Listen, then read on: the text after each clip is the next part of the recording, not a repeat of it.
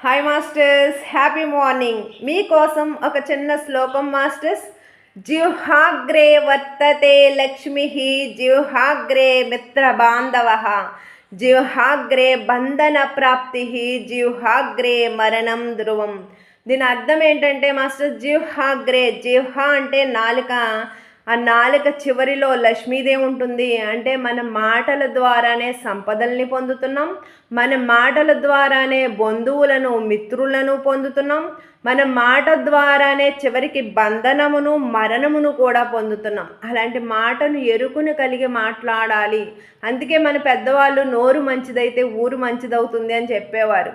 అందుకనే మాటను ఎరుకుని కలిగి అద్భుతమైన వాక్యాలను మాత్రమే మాట్లాడండి. అందరినీ ఆనందింపజేసేలాగా, అందరిలో ఉత్సాహం నింపేలా మాట్లాడండి మాస్టర్స్.